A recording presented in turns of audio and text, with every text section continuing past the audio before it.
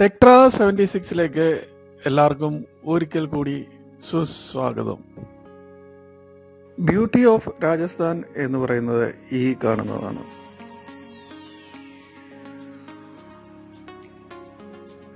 അതിമനോഹരമായ മരുഭൂമി, നെൽപ്പാടങ്ങളും സംഭവങ്ങളൊക്കെ കഴിഞ്ഞ് ഞങ്ങൾ മരുഭൂമിയിലേക്ക് കയറിയിരിക്കുകയാണ്. ഇത്രയും ദൂരം യാത്ര ചെയ്തതിൻ്റെ ക്ഷീണമൊക്കെ എല്ലാവർക്കും ഉണ്ട്. എങ്കിലും അതൊന്നൊരു പ്രശ്നമല്ല. ഈ സീനറിയൊക്കെ കണ്ടപ്പോൾ നമ്മുടെ ക്ഷീണമൊക്കെ പണ്ടേ പമ്പ കടന്നു.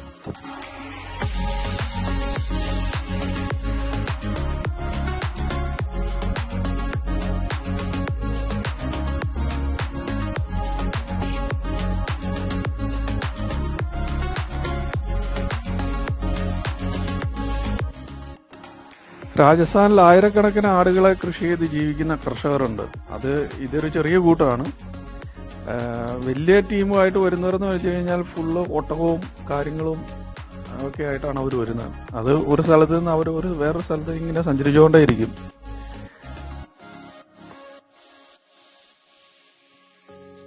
ഞാൻ മധ്യപ്രദേശ് വെച്ച് പലയിടത്തും ഇവരെ കണ്ടിട്ടുണ്ട്. അത് ഇതിനുള്ള ട്രീറ്റ്മെന്റും കാര്യങ്ങളും എല്ലാം ഇവർ സ്വന്തമായിട്ട് തന്നെയാണ് ചെയ്യുന്നത്.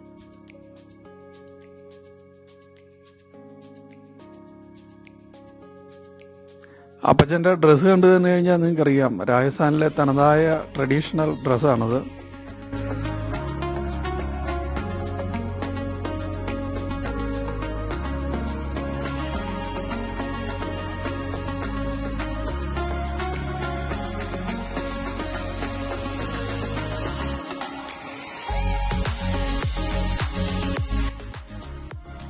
ഏകദേശം 600 കിലോമീറ്ററോളം ഞങ്ങൾ സഞ്ചരിച്ചു കഴിഞ്ഞു. ഇനി ഒരു 400 കിലോമീറ്ററോളം ഓടിയാൽ മാത്രമേ ഭോപ്പാലിൽ എത്തത്തുള്ളൂ. അപ്പോൾ വണ്ടിയൊക്കെ ഒന്ന് തണുപ്പിക്കാറായി. ഞാനും ആകെപ്പാടെ ടയേർഡായി. അപ്പോൾ തലയിലൊക്കെ ഒന്ന് വെള്ളമൊക്കെ ഒഴിച്ച് ഒന്ന് കൂൾ ചെയ്ത് ഫ്രഷായിട്ട് ഇനിയിപ്പോൾ മുന്നോട്ട് പോകാൻ പറ്റുള്ളൂ. അവിടെ കണ്ടിന്യൂസ് ആയിട്ട് 600 കിലോമീറ്റർ ഓടിക്കുകയില്ലായിരുന്നു. നമ്മുടെ ഏകദേശം പരിപ്പൊക്കെ ഇളകി. 4 മണിക്കൂർ യാത്രയ്ക്കുള്ള വെള്ളമൊക്കെ ഉള്ളായിരുന്നു.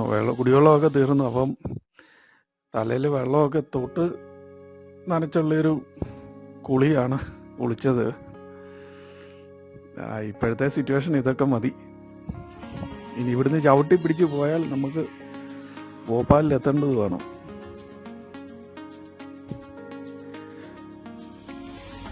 അപ്പച്ചൻ നോക്കിയിട്ടൊക്കെ പോണുണ്ട്. ഇവിടുന്ന് ഏകദേശം പുള്ളി ഒരു 5-10 കിലോമീറ്റർ നടക്കുന്ന ലക്ഷണമുണ്ട്. അതിമനോഹരമായ സൂര്യാസ്തമയമൊക്കെ കാണാൻ പറ്റി. ഒരു ടെൻ്റ് അടിച്ച് കിടക്കാനുള്ള സെറ്റപ്പൊക്കെ ഉണ്ടായിരുന്നെങ്കിൽ നമുക്കും ഇവിടെ തന്നെ കിടക്കാമായിരുന്നു. അത്രയ്ക്ക് സുന്ദരമാണ് ഈ സ്ഥലം.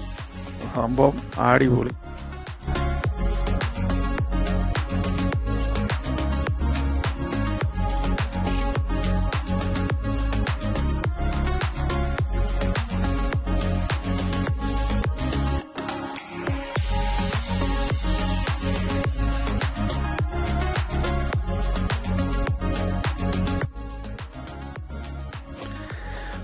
ഒരു 350 കിലോമീറ്റർ കൂടെ ഓടിയാൽ ഭോപ്പാൽ എത്താൻ പറ്റും ഞങ്ങൾക്ക്.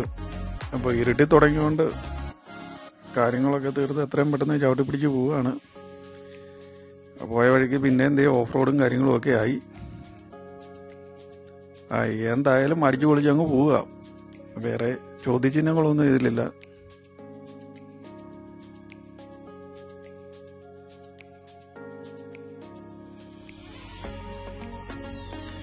ഹൈവേയിൽ രാത്രിയിലൊക്കെ ചവിട്ടി പിടിച്ചു പോയി കഴിഞ്ഞാൽ ഇതുപോലെ വല്ല പശുവോ പോത്തിൻ്റെയൊക്കെ പുറത്ത് കയറും. അതോടെ നമ്മുടെ പരിപാടിയും തീരും, കേസുകൾ വേറെയും വരും.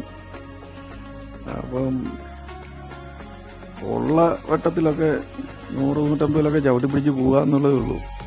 പോയ വഴിക്ക് ഏതോ ഒരു ടൗണാണ്, പേരൊന്നും നോക്കാനുള്ള സമയം നമുക്കില്ല. ഓടി രക്ഷപ്പെടുകയാണ്.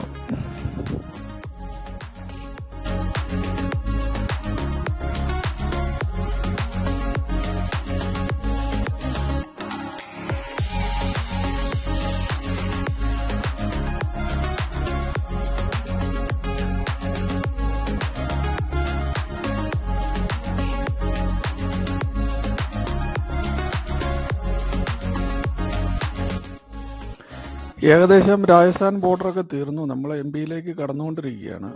അതിൻ്റെതായ ഒരു പച്ചപ്പും കാര്യങ്ങളൊക്കെ കാണാനും പറ്റുന്നുണ്ട്.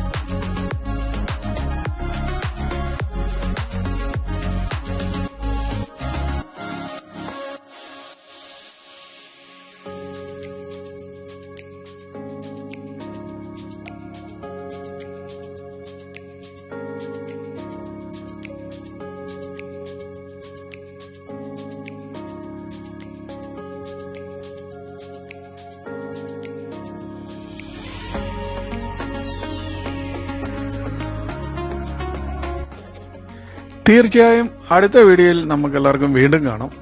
അപ്പോൾ എല്ലാവരും സബ്സ്ക്രൈബ് ചെയ്തുകൂടി ഒന്ന് സഹായിക്കുക. Thank you.